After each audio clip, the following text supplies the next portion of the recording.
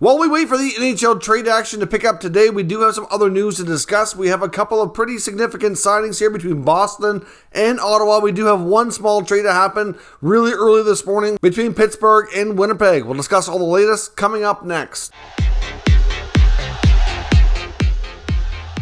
So welcome back to another video here at Top Shelf Hockey. As I mentioned, we have some other news to discuss today while we wait for the NHL trade action to heat up here.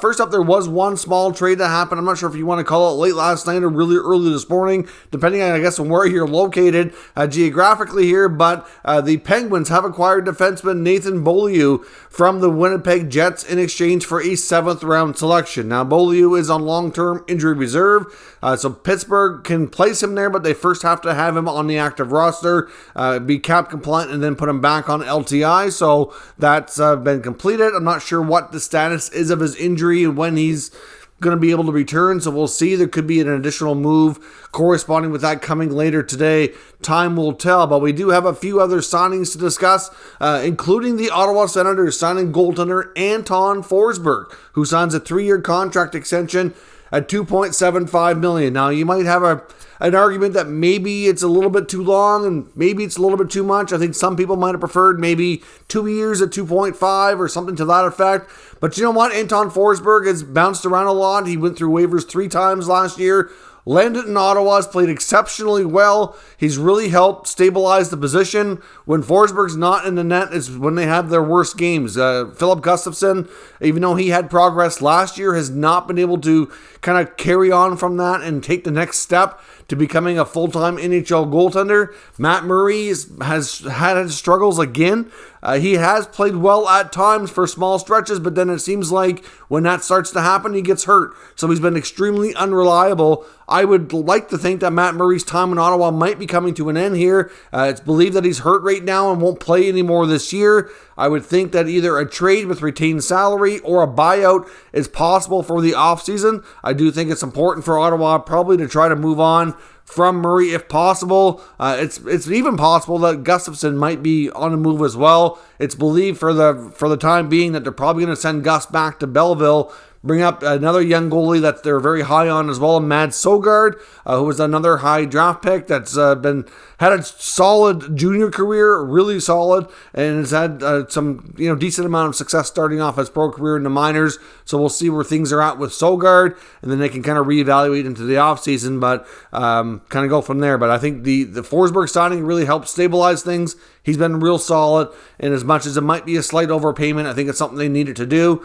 and he's been a big part of what little success they have had this year. His record is actually above 500, which goes to show you, with the team so low in the standings, how good he's been. He's been especially one of the top goaltenders in save percentages on the PK as well.